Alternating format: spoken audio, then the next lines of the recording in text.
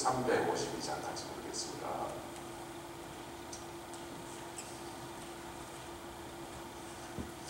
찬송 352장.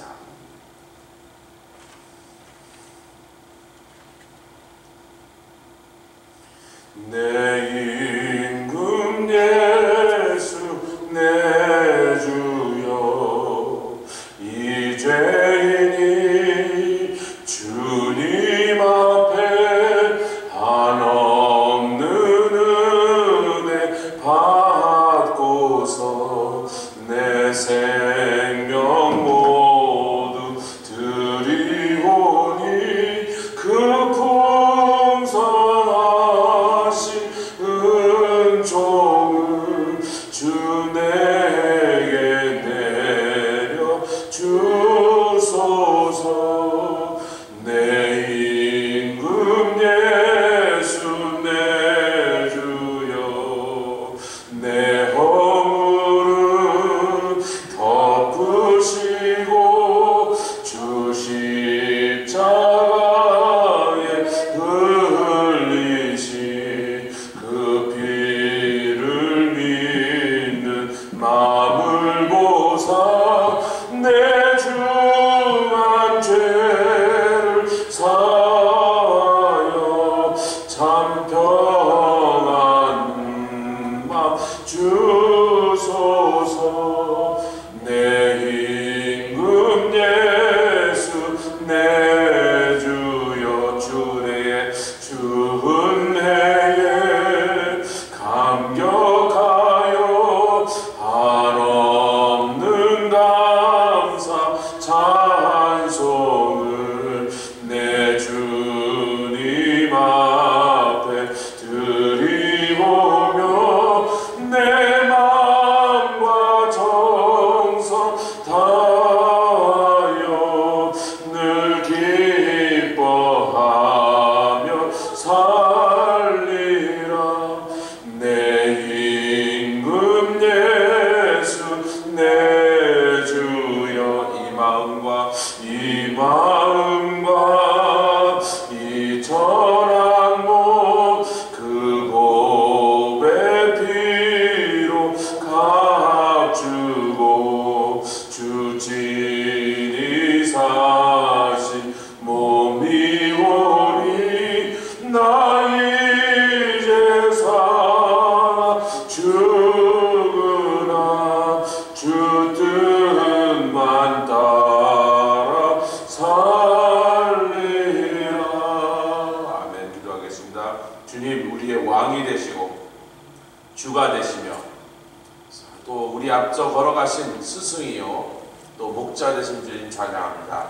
주께서 우리 앞에 보여주신 길은 생명의 길이오나 그것은 십자가를 통과한 길이온데, 아버지 하나님, 우리가 고난을 피하려고 하지 말게 하시고 위협과 우리를 또 죽이려고 덤벼드는 자들의 위협을 하감함에도 불구하고 그것을 하나님 아버지께 넘겨드리고 우리가 그것들을 직면하지 않게 해주시고 하나님께서 그것을 처리하시도록 믿고 신뢰하였던 우리 선조들의 신앙대로 아버지 하나님, 온 세상의 어둠과 위협이 가득 차고 또 실제로 날마다 많은 위험들이 우리 가운데서 터져나오고 있사오나 주님만 바라보게 하시고 신뢰하게 해주셔서 심지가 견고한 자로 하나님의 구원의 성거각이 있는 곳으로 아버지 피하게 해주시고 주님이 계시는 그곳에 우리도 함께 있사오니 우리와 함께 하시는 주님 가운데서 안심하며 평강의 평강으로 다음을 잇는 우리들 되게 해주시기 감사합니다. 오늘도 주님 찬양합니다. 오늘도 주님 사랑합니다. 호흡을 주셨사오니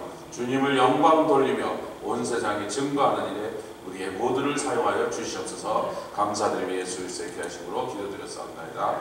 아멘. 오늘은 본문이 고린도전서 7장 17절로부터 34절 말씀까지, 고린도전서 7장 17절로,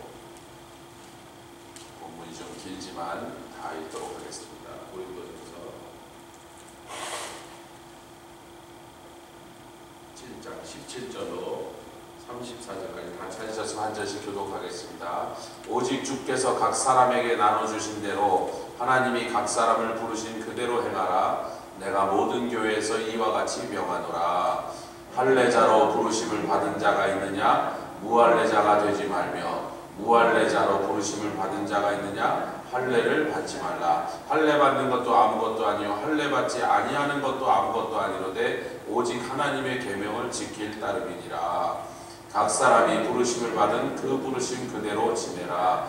내가 종으로 있을 때 부르심을 받았느냐 염려하지 말라. 그러나 자유할 수 있거든 차라리 사용하라. 주 안에서 부르심을 받은 자는 종이라도 주께 속한 자유자요 또 이와 같이 자유자로 있을 때 부르심을 받은 자는 그리스도의 종이니라. 너희는 값으로 사신 것이니 사람들의 종이 되지 말라.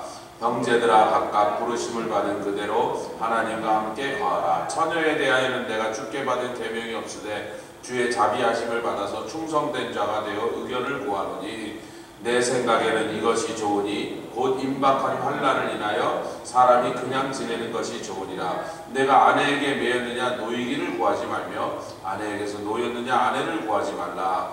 그러나 장가가도 죄짓는 것이 아니요 처녀가 시집가도 죄짓는 것이 아니로되 이런 이들은 육신의 고난이 있으리니 나는 너희를 아끼노라. 형제들아 내가 이 말을 하노니 때가 단축하여진 고로 이후부터 안에 있는 자들은 없는 자같이 하며 우는 자들은 울지 않는 자같이 하며 기쁜 자들은 기쁘지 않은 자같이 하며 매매하는 자들은 없는 자같이 하며 세상 물건을 쓰는 자들은 다 쓰지 못하는 자같이 하라. 이 세상의 형적은 지나감이니라.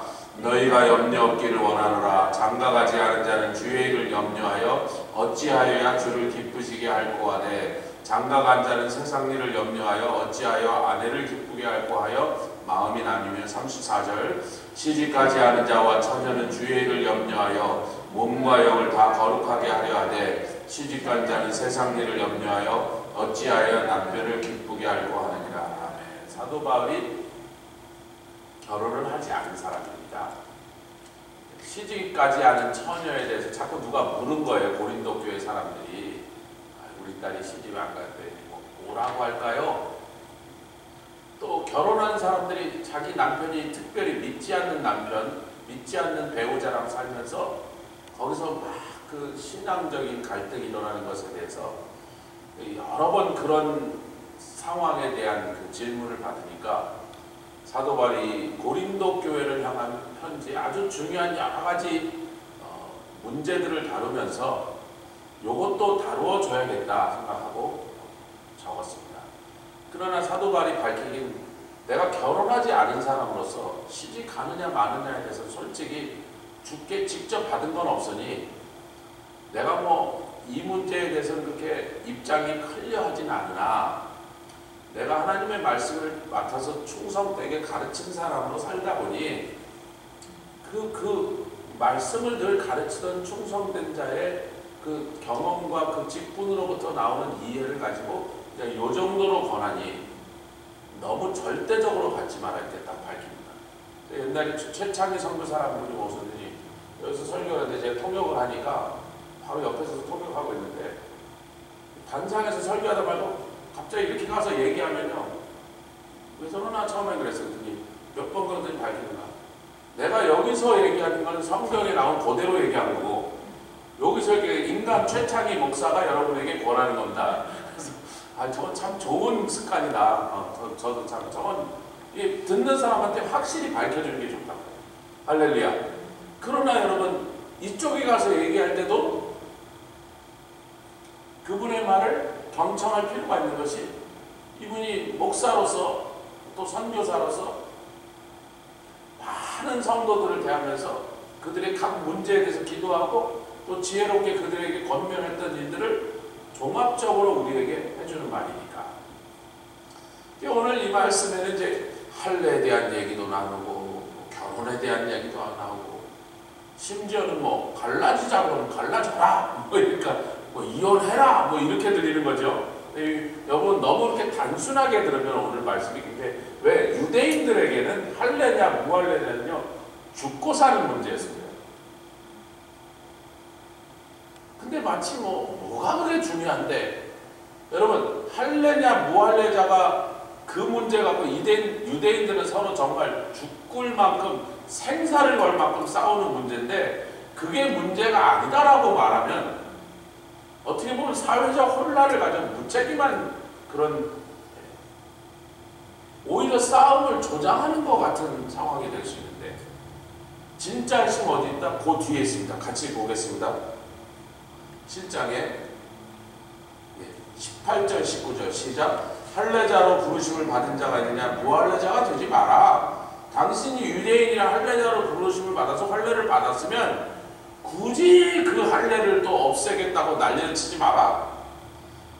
마찬가지로 무할례자로 부르심을 받은 자가 있으면 할례를 받지 마라. 아멘. 유대인이 아닌데 이방인인데 예수를 믿고 지금 교회 사람들이 막 들어오기 시작하니까, 초대교회가 처음에 가장 큰 위기는 이 할례 문제 갖고 초대교회가 두 쪽으로 갈라질 뻔했단 말이에요. 유대인 중심에서 이방인 중심의 교회로 옮겨가는 과정이 핵심 주제란 말이에요. 사도 바울은 부르심 받은 대로 하세요. 당신이 유대인이라 부모가 기어이 할례를 행했으면 그냥 할례 잡아서 하시면 되지. 당신이 유대인이 아니라 할례를 안 받았으면 이제 와서 뭐 그 할례 받겠다고 난리 칠 게 아니라, 정작 중요한 건 어디 있다? 19절에 시작. 할례 받는 것도 아무것도 아니요 뭘 하지 않는다면 하나님의 계명을 지키지 않는 자면 그 할례가 무슨 소용이 있느냐. 아멘. 이건 로마서에도 계속 사도 바울이 견지하고 있는 그의 중요한 포인트죠. 할례 받지 아니하는 것도 아무것도 아니로되 나는 할례 안 받아. 하나님의 계명을 안 지킨다면 그것조차 아무 소용없는 짓이라. 아멘. 그러니까 뭐하라? 하나님의 계명. 어제 우리는 요한일서 5장에서 예수가 그리스도이심을 믿는 자는 난 자와 보내신 자를 다 사랑하니 그 사람들은 하나님의 계명을 지킨다, 이렇게 돼요. 할렐루야. 그러니까 그 두 말씀 연결하면 하나님을 사랑하는 게 중요한 거지. 할례 받고 하나님 사랑하지 않고 그의 계명을 지키지 않든지, 할례 받지 않고 하나님 사랑하지 않고 계명, 결과는 똑같단 말이에요. 아멘. 근데 사람은 겉으로 보이는 할례 무할례에 더 목숨을 건다. 사실은 뭐예요? 하나님과의 관계에 우리가 모든 걸 걸어야 된다. 할렐루야. 각 사람이 부르심을 받은 그 다음에 이제 종으로냐, 혹은 여기는 종이라는 것도 그 당시에는 주로 노예를 의미하는 겁니다. 예, 심지어는 쇠사슬에 묶여있기도 하고 일체 인간으로서의 권리가 보장받지 못하고 그 권리를 박탈당할 노예 신분으로 있을 때, 혹은 종으로 있을 때, 두 가지 종류의 종이 있다는 거죠. 아니면 자유자. 이게 여러분 로마 제국에서는 많은 통계들이 뭐라고 하냐면 로마 제국의 시민이 1억 명 정도 있었는데 로마 시민권 받은 사람은 3%인 300만 명에 불과했다. 97%가 비시민권. 자유자도 있어요. 그냥 로마 시민권을 못 얻었든지 식민지 백성이든지 아니면 포로로 잡혀왔든지 아니면 노예로 팔렸든지, 뭐 클래스는 있지만 97%는 로마 시민권을 받지 못한 사람. 많은 경우 노예나 종으로 있는 사람들이 훨씬 더 많았다는 거예요. 그러니까 이게 빅딜이라는 거예요. 우리 미국에서도 지금 펜실베니아에서도 IC가 이민국이 불법 체류자 단속한다고 한국 교민들이 또 유학생들이 여기저기서 불신검문을 당하는데, 영어가 좀 유창하면 뭐 미국에 오래 살았나 보다 이러지만, 그날 영어마저 서툴러서 떠듬떠듬하면 신분증 막 보자고 없으면 일단 데려간다는 거죠. 여러분 될 수 있으면 신분증 들고 다니십시오. 지난주인가 우리 붕성이 하는 고무역부터 운전하는 동안 이거 들여다보시거나 이거 하시면 티켓 받습니다. 받지 마시라는 거예요. 돈 많으면 받으셔도 되지만 그래도 하지 마세요. 하지 말라는 거니까 나 해서 또 안전하고. 그 미국에서 사는 사람이 그동안 영주권자와 시민권자가 이렇게 거의 차이를 느끼지 못하게, 그런데 이렇게 미국이 불법 체류자 단속하는 이민자들을 자꾸 좀 힘들게 하니까 벌써 시민권자와 영주권자만 해도 상당한 신분 차이를 느끼고, 영주권자와 불법 체류자는 뭐 말할 것도 없는 거예요. 불법 체류 막 잡혀가고 있단 말이죠.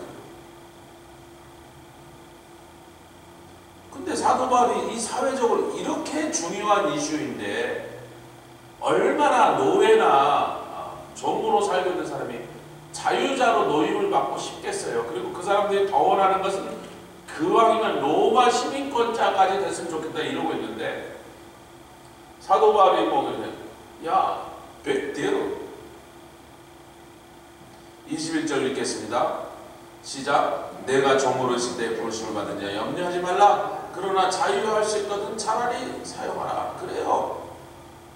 자유할 수 있는 기회가 주어진다면 누군가 당신을 종의 신분에서 자유자로 만들어준다 하면 주로 주인이 그랬다면 너 더 이상 이제 노예가 아니야 종이 아니야 오늘부터 너는 자유자야 이렇게 만들어준다면 그걸 또 굳이 아니라고 그럴 필요는 없지만 자유자가 되면 행동이 넓어지고 많은 제약이 없어지니까 그리스도를 위하여 더 많은 일을 이룰 수 있어요. 그 편리함 때문에 그렇게 하는 건 좋은 일이겠지만 만약에 그렇지 않고 영원토록 종으로 살게 할지라도 너는 이미 주께 속한 자유자요. 아멘. 자유자가 된 사람들이 더 조심해야죠. 네가 비록 신분으로는 자유자이나 나라 권력 앞에서는 자유시민이나 그리스도의 종으로 살아가야 된다는 사실을 망각하지 마라. 오늘날 우리 뭐 99.99% 자유자잖아요. 미국의 종이 어디 있습니까? 노예가 어디 있습니까? 한국도 마찬가지고. 너무 내가 자유라. I am free. I am free. I do what I want, when I want, how I want, and I don't want to do anything I don't want to do. 이 자유자라는 것이 너무 지나치게 강조되다 보니까 예수를 믿은 사람들조차 자기가 그리스도의 종이라는 신분을 망각하는 경우가 이게 더 무섭다는 거죠.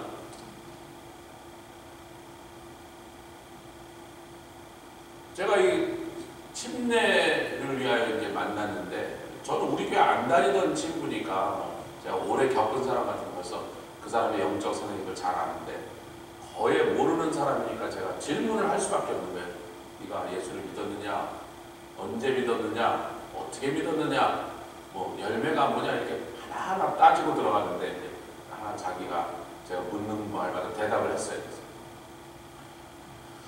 그러다가 이제 그러면 구원 받은 것은 자기가 다 대답을 하니까 오케이 네가 예수를 만났구나 예수를 믿었구나 오케이 그럼 됐다. 그런데 이제 침례 받는 것의 의미를 얘기하다가 제일 첫 번째 한 게 뭐냐면 이제는 세이비어가 아니라 로드로 네가 예수를 믿기로 작정하고 그럼 예수님을 로드라고 부를 때는 주인이라고 부를 때는 우리는 우리 자신을 뭐라고 부르는 거지? 종이죠. 그래서 종도 두 가지가 있는데 servant가 있고 slave가 있는데 그 둘 중에 어느 쪽이든 하여튼 크게 종이라고 하는데 그 안에서도 어느 정도의 자유가 있는 종이 있고 거의 자유가 없는 노예가 있는데 사도 바울은 자기를 둘로스 노예라고 불렀다. 그랬더니 이 친구가 굉장히 독립심이 강한 거예요. 저는 그 말은 굉장히 걸린다고. 종이나 노예까지는 나는 자유자인데 I am a free man 그러는 거예요. 그래서 So am I. 나도 자유자야. 뭐 내가 뭐 종이냐 그러면 그거 자기 받아들여지지가 않는데 소화가 안 된대. 소화가. 그래서 제가 너 페이트리얼이라는 영어를 봤어 그랬더니 이 장면이 기억나네. 네. 뭔데요? 그런데 마지막 영국군과 미국 독립군이 마지막 전투를 벌였는데 양쪽이 군대 쫙 서갖고 미국군 병사들 영국군을 향해 이제 막 걸어가는데 이거 뭐 영국군이 훨씬 강하고 많으니까 오늘 우리가 다 죽을 수도 있다는 그 위기감에 걸어가는데 그 직전에 미국 사령관이 뭐라는 냐면 흑인들도 여기 와서 참전하는 사람은 노예 신분에서 벗어나 자유를 주겠다 이렇게 선언을 했거든요. 이게 미국 역사에 있는 얘기입니다. 진짜로. 여러분은 아브라함 링컨이 그 남북전쟁 때 노예에게 해방을 준 줄 알지만요. 대부분 그렇게 알고 있는데 독립전쟁도 하도 전세가 불리하니까 흑인들 보고 동참하라 그러면서 여기서 종전한 사람들은 몇 년 동안 미국 독립에서 싸운 사람은 노예 해방을 했어요. 여러분 일부분. 무조건 해방한 게 아니죠. 그러니까 이제 얼마 전에 그 해방을 받았단 말이에요, 이 사람이요. 그러니까 백인 병사에게 가면서 그 영국군이 막 앞에서 총을 탁 대고 배포를 겨누고 있는데 마음이 별로 그렇잖아요. 막 저희가 거의 다 죽을 건데 그래도 막 가면서 이런 거예요. 야! 그러니까 왜? 그래서 너는 이제 자유야. 가도 돼 집에. 그랬더니 자유자로서. 그랬더니 그래서 아니 너는 오늘 안 죽어도 된다니까. 그러니까 아니야 내가 내 자유를 가지고 오늘 죽으려고 결정을 했다니까. 내 마음이요. 기억나니? 그랬더니 예, 기억나요. 그래서 지금 그러고 너를 주님이 밧줄을 꽁꽁 묶어서 널 날 따라와야 돼. 너는 종이야. 그리고 채찍으로 때리면서 노예야. 그렇게 노예를 시킨 게 아니고 사도 바울이 정말 부잣집 고귀한 집안의 아들인데 예수를 만나고서는 자기 스스로 예수의 종이 되겠다고 자기의 자유를 사용하여 주님의 종이 됐단 말이야. 아주 종도 지독하게 노예가 됐단 말이야. 자기의 자유를 사용하여. 그러니까 네가 네 자유를 가지고 그렇게 할 마음이 있느냐 없느냐를 묻는 거라고 그랬더니 I get it now. Okay, good. Next question. 제가 어제 그랬죠. 뉴욕 가서 만난 그 저희 아버님 친구의 증손녀가 나랑 영적인 얘기 뭐 질문이 있었는데 한 말도 안 하고 나가더니 밖에 나더니 엄마 그런데 바이더웨이 내일부터 친구들하고 며칠 놀러 갈 건데 안 보내준다니까. 목사님 지금 얘기하잖아. 자유의지가 우리에게 있다고 그렇게 쓰라는 게 아니란 말이지. 나중에 만나면 제가 이제 놀려줄 거예요. 아 이거 똑똑한 거지. 뭐 그럴 때만 똑똑하지.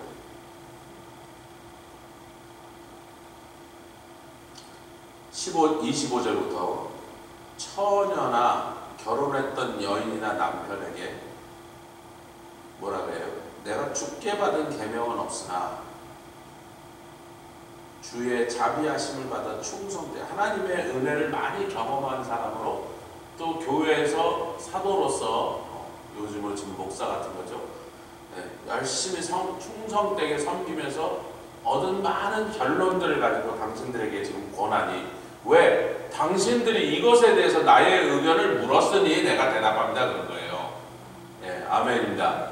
제가 이런 그 젊은 처녀 총각들이나 그 젊은 자녀들을 준 부모들이 저에게 아이고 뭐 만나면 그런 얘기 많이 들어요. 요새 뭐 목사님 친구들 중에서도 아이고 조 목사님 큰일이요.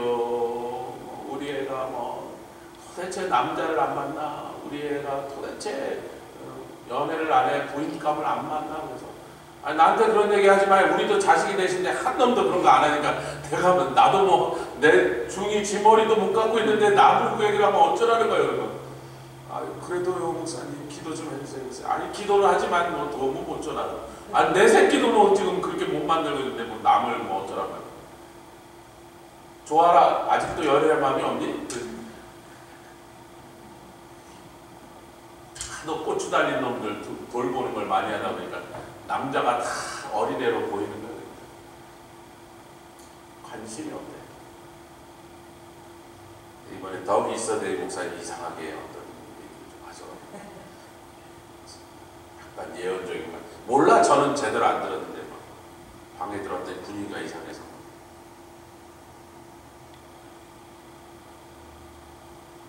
한국인들은 유교적인 관습에 자녀들이 결혼을 안 하고 대를 안 이으면 나라가 망한 것처럼 괴로워하니까 우리 한국인들은 너무 자녀의 삶에 대한 좀 정도를 지나친 그 관심이 말은 관심인데 실제로는 간섭처럼 보이는 행동들이 우리 한국인 문화에 너무 자연스럽게 일어나요. 오늘 그런 해당된 분 여기 하나도 안 왔는데 뭐 세 분 다 출가하셨고 근데 이 말씀을 좀 참고할 필요가 있다. 곧 임박한 환난을 인하여 사람이 그냥 지내는 게 차라리 나아요. 여러분 제가 이 설교를 2005년도에 하지 않고 2015년도에 하지 않고 또 그 전에 젊은이들에게 절대로 이런 얘기하지 않고 1990년대에는 제가 젊은이들 사역하면서 시집가라 장사하라 그랬는데 2025년이 돼서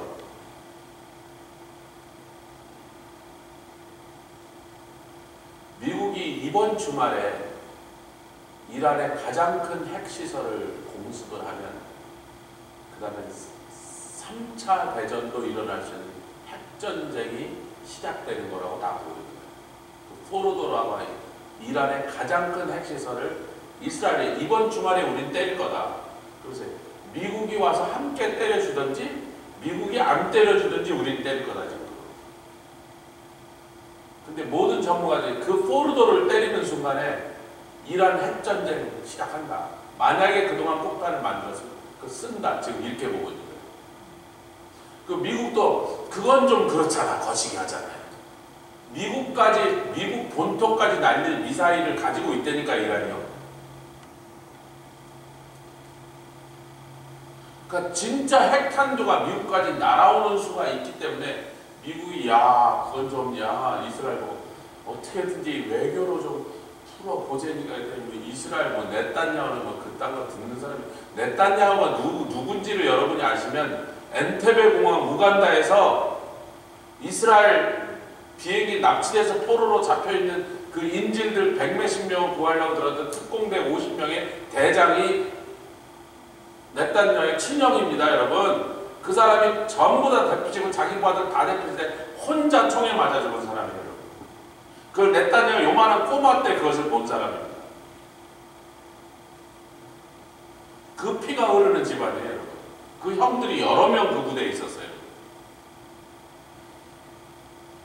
네탄야후는 그러고 물러날 인간이 아니에요. 여러분 그동안 보시면 알겠죠. 그리고 제가 AI에 대해서도 설교하면서 이래저래 종말에 다 왔네. 때가 단축하여졌네. 근데 여러분 조심해야 되죠. 디모데전서 3장에는 마지막 날에 성령이 밝힘하실 후일에 어떤 자들이라는데 그 자들은 양심에 화인 맞은 자들이라 그들이 식물을 패하고 혼인을 금하라고 그런 말을 할 건데 너희들 조심해. 하나님 지으신 모든 것이 선하심에 버릴 것이 없으니 감사함으로 받으며 기도와 말씀으로 거룩하여지니 혼인을 패하라고 하는 그놈들 이단이다 그런단 말이에요. 그러면서 그 말을 한 게 사도바 디모데전서에 지금 고린도전서에서는 꼭 혼인을 패하라는 것처럼 근데 잘 우리가 이 말씀을 정확히 이해해야 되는데 제가 여러 번 다시 상고하면서 뭘 조심해야 되냐? 혼인을 네가 결혼하겠다는데 종말이니까 결혼하지 마라? 그게 아니라는 거예요. 좋아라. 그러니까 결혼할 마음이 있어 가겠잖아. 우리 찬영이한테 그랬더니 나 몰라서 이제 돌아올래. 찬영아 이제 좀 있으면 보겠네 했더니 그러게요. 그래서 왜 안 기쁘냐 집에 오는 게 그랬더니 아니 교회 떠날 때 교회 수많은 분들이 혼자 돌아가지 말고 둘이 돌아오라 그랬는데 자기는 여기 혼자 그동안 연애 안 했을 때 얼마나 바쁜지 정신이 하나도 없는데 무슨 연애할 시간이 있냐고. 그리고 금지돼 있대요. 그거 훈련 프로그램 하는 동안 연애 못 하도록. 그 룰이에요. 그래서 자기 룰을 따랐기 때문에 아무도 연애 안 했대. 그래서 그래 이쁜 자매들이 좀 있던데 그랬더니 제가 보고 왔잖아요. 거기 자매.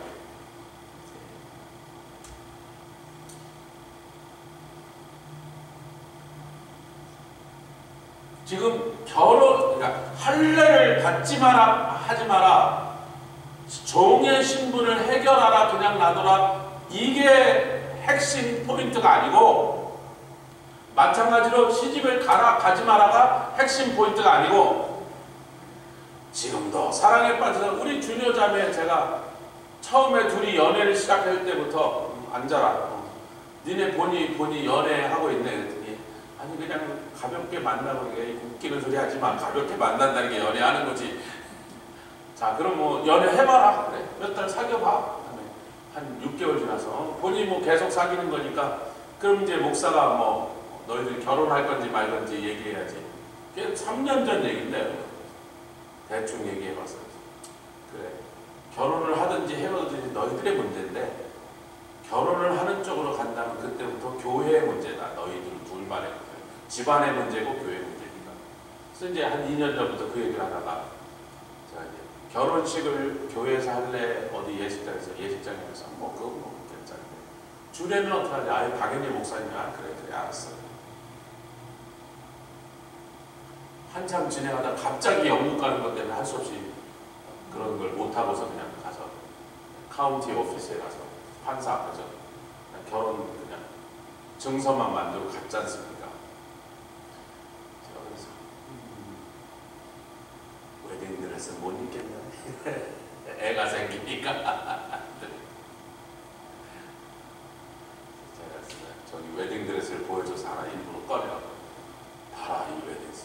여러분 저 웨딩드레스가요, 뉴저지에서 어떤 분이 불란서에 가서 웨딩드레스만 디자인하는 전문 디자이너에 가서 몇 년을 수학해서 배워갖고 최고의 솜씨를 배워서 뉴저지의 웨딩샵을 딱 열었는데 열자마자 코빗이 와서 4년 동안 하나도 못 팔고서는 너무 속이 상해서 몸에 병이 나셔서 한국으로 문 닫고 다 가면서 어디다 갖다 버리려고 그러는 걸 그런 사역을 하시는 목사님이 그러지만 우리한테 돈 내시면 우리가 선교지로 보내야 돼. 그럼 가져가라 그래서 싹 주고 그런 웨딩드레스, 저게 시시한 웨딩드레스가 아니어서 다 꺼내서 팔아야 돼. 너 어쩌라 그래서 너 지금 뱃속에 아기가 불러서 몸매가 지금 이렇게 되고 있는데 절구형이 되고 있는데 그거에 어떡하겠니? 아기 때문에 잘 먹고 아기 건강하게 낳아. 내년에 이제 올 10월 달에 아기가 나오면 그때부터 내년에 결혼식 날짜를 한 6월 달이나 5월 달에 이렇게 잡아놓고는 웨딩드레스를 하나 줄 테니까 집에다 딱 걸어놓고 몸에다 옷을 맞춰라, 옷에다 몸을 맞춰라. 자꾸 입어보라고 얼마값 더 빼야 되겠는데 절구통을 없애갖고 다시 옛날의 몸매로 만들어서 기쁜 일이죠. 지금 뭐 종말이 됐든 뭐가 됐든 처녀 청각이 주 안에서 막 사랑의 마음이 들어서 눈이 맞아갖고 결혼하겠다면 감사한 일이죠. 그걸 왜 말려요? 그거 어떻게 말려요? 말린다고 말려지냐 말이야. 진짜 우리가 살펴봐야 될 말씀의 핵심이 뭡니까? 자, 봅시다. 때가 단축하여졌으므로 이후부터 안에 있는 자들은 마치 없는 것처럼 살아라. 이게 핵심이에요. 다시 말하면 여러분이 이렇습니다. 저는 신학교에서 그때 강사 목사님 몇십 명 앉아있는데 신학교 다 목사 될 사람이 거의 다 목사가 됐죠. 전도사, 선교사, 목사 사모. 그런데 그분이 그랬어요. 강사 목사님, 영성수님. 제가 한 가지 묻겠습니다. 네, 뭔데요? 근데? 교회 먼저, 가정 먼저. 교회가 먼저라 생각하면 손 들어보세요. 가정이 먼저라 생각하면 손 들어보세요. 그걸 몇십 명이 앉았는데 가정이 먼저라고 손든 사람은 2명인가 3명밖에 없는데 그 중에 하나가 저입니다. 제가 우리 아버지 보니까 교회 먼저인데 영 가정은 못 살겠어. 도대체 자식으로서 그 집에서. 도대체 제 학교에 한 번도 안 오셨어요. 입학식, 졸업식, 뭐 운동회는 물건이고 제가 뭐 전체 학생들 앞에서 상 받는 날도 우리 아버지는 한 번도 안 오셨어. 왜 안 오신 줄 아세요? 제가 한 번도 얘기를 안 해서 왜 안 한 줄 아세요? 어차피 못 오실 거니까. 이건 아니다. 아니 새끼를 낳았으면 좀 그렇게 돌봐야지. 도대체 무슨 맨날 성도가 먼저고 맨날 교회가 먼저야. 그 집에 자라는 자식들의 마음이 어떻겠냐 말이지. 내가 한이 맺혔기 때문에 가정 먼저 본다 그랬더니 그리고 이제 대부분은 교회 사역 먼저라 그래서 이 강사 목사님 뭐 하려고 했더니 가정 먼저 갔습니다. 아멘 좀 하세요. 아멘 좀 하시라니까요. 가정이 먼저예요. 그거는 분명합니다. 교회는요, 가정을 제정하시고 몇천 년이 지나서 성령 오실 때 시작된 거고요. 그전에는 교회 없이 가정만 있었잖아요. 가정이 먼저가 맞다고요. 우리 장로님 보고 교회 때문에 자식 돌보지 말라 그러면 제가 잘못 가르치는 거라고요. 근데 우선은 가정이 먼저인데 우리에게 부르심 1차 부르심은 가정에 있는데 ultimate calling은 교회에 있어요. 최종적 부르심은 우리의 사명에 관계된 부르심이다. 할렐루야. 이 두 개를 한국교회는 굉장히 헷갈리게 가르쳐요. 저희 아버님은 그렇게 본인은 그렇게 교회와 성도 돌보는 일에 가정은 어떻게 했는지 그래도 가르치긴 잘 가르쳐서 그때 이렇게 신방 가면요, 대신방 가면 1년에 6개월을 대신받는 성도가 하도 많으니까 1000명이야 1000명. 그러니까 몇백 가정 되니까 그걸 다 놀려면 6개월이 걸리니까 그럼 이제 갈 때마다 각 구역장들이나 전도사님 이런 분들이 두세 분 이렇게 하고 권사님, 권찰님 이런 분들이 몇 명 따라 붙는 거예요. 우리도 간다고 그러고 한 10명이 쫙 걸어가요. 버스 타고 갈 때도 있고 택시 타고 갈 때도 있고 주로 걸어다니니까 그 교회 갔거든요. 그럼 아침에 이렇게 교회 마당에 모여갖고 이제 이렇게 오길 기다렸으면 한 명씩 이렇게 오면 이제 대충 다 오셨습니까? 그럼 이제 기도하고 출발하는 건데 교회 마당에서 제가 몇 번 봤어요. 그 아무개 권찰님은 그냥 집에 가시오. 그래서 왜요 목사님 저한테 가세요. 아니라 그러면 막 혼내서 집에 보내요. 그러면서 나중에 따로 그분 여러 사람 앞에서는 그게 안 하니까 따로 그분을 불러서 우리 집에서 제가 들리자는 게요. 그 남편 애들 밥 챙겨주고 집안을 깔끔하게 하고 도시락 싸주고 그리고 교회 일을 하러 와야지. 혼나는 거야. 그분이. 첫 번째 콜링은 어디에 있다? 우선적 콜링은 어디에 있다? 가정에 있습니다.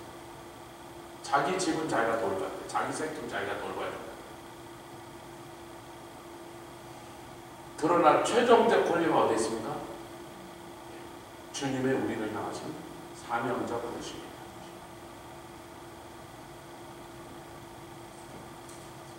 제가 여러분들 가족 구원 때문에 예배를 빠지겠다 그럼 제가 그렇게 하십시오. 심지어는 가족 구원을 위해서 딴 교회 가겠다고 다 보내드렸습니다. 가시라고. 당신 남편을 구원하는데 다른 교회 가는 게 도움된다면 가서 남편 구원부터 하고 오라고. 다시 오든지 말든지. 아니 그렇게 했습니까? 안 했습니까? 그 영혼 가족 구원이 더 중요하지. 더 급하지 그게.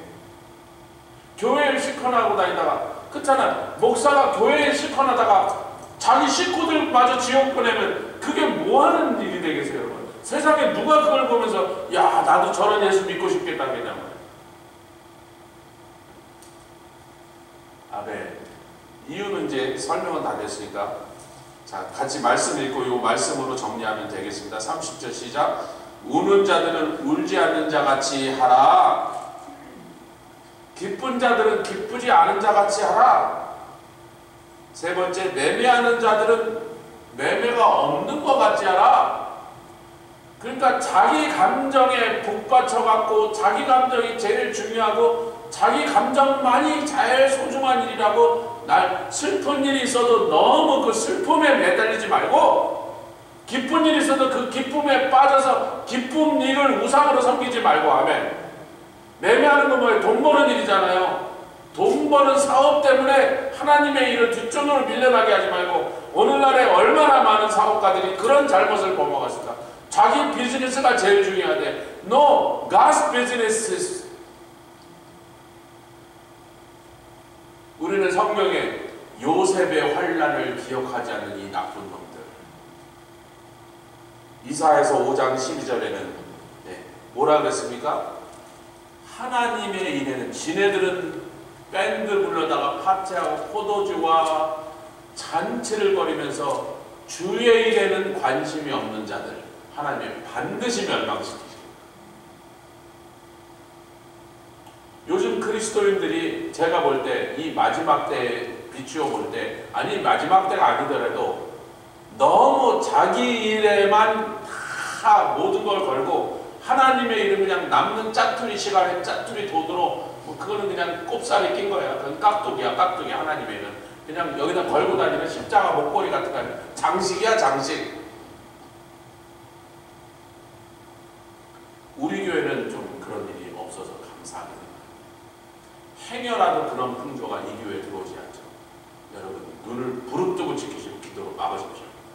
할렐루야. 한번 그런 세상 풍조가 들어오면 무섭게 잠식합니다. 부식돼서 막 떨어져요.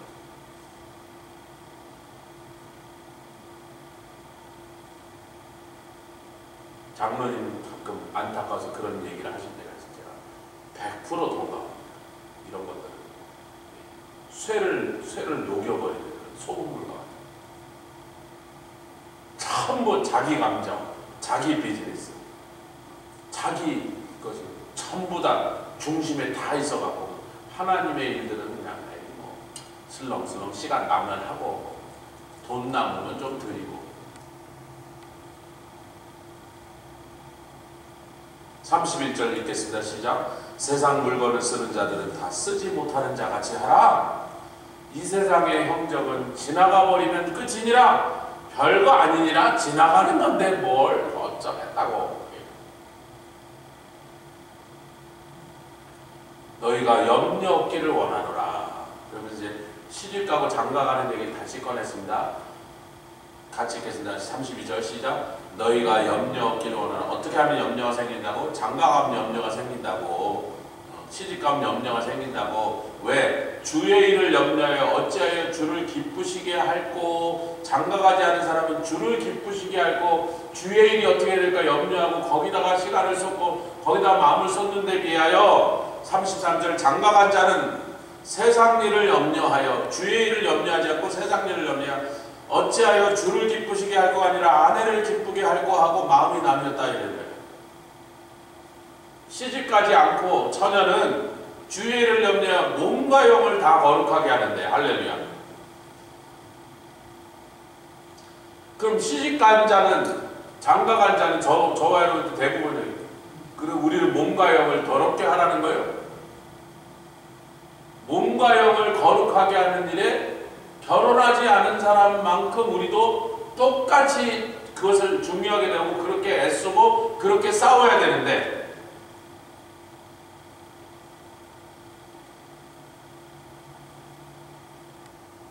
마음이 나뉘었대. 자꾸 세상 일을 염려하여 남편을 기쁘게 할거 하니 주의 일을 염려하는 일이 줄어들고 주님을 기쁘시게 하려는 마음이 없어져 버린다. 그러니 결국 몸과 영을 더럽게 하는 삶으로 나간다. 뭐 설명할 일은 복잡한 게 하나도 없네. 알아듣기 어려운 거 하나도 없어요. 신약은 항상 그래. 알아듣기는 쉬운데 그대로 따라하기가 어려운 거예요. 다 알고 있는데 제가 이 얘기를 크리스천들한테 모이면요. 한 사람도 아이고 어려워서 복잡해서 못 알아듣게 그럴 사람이 하나도 이게 무슨 비밀도 아니고 고급 가르침도 아닌데 삶에서 뻔히 알면서도 남들 보고 그렇게 가르치면서도 자기는 세상 일을 염려하고 식구를 기쁘게 하고 누구를 기쁘게 하고 자기를 기쁘게 하는 일에 온 몸과 마음을 다 더럽혀지도록 거기다 다 던져버리니 그렇게 그동안까지 살았다. 지금까지 그렇게 살았다 할지라도 이제는 뭐예요? 때가 단축하여졌으니 잘 돌아보고 끊어내고 씻어내고 내다버리고 주의 일을 염려하고 주를 기쁘시게 하는 일에 온 마음과 영을 그곳에 맞춰서 거룩하게 되시는 저 여러분 되시길 주의 이름으로 축원합니다. 함께 기도하며 나가도록 하겠습니다. 오카샤라바 카라바레야바라 칸나라바 카라바라바 올레케리아 카라라바 나라발라 칸나라바레야바라바 카라라바 올레케리아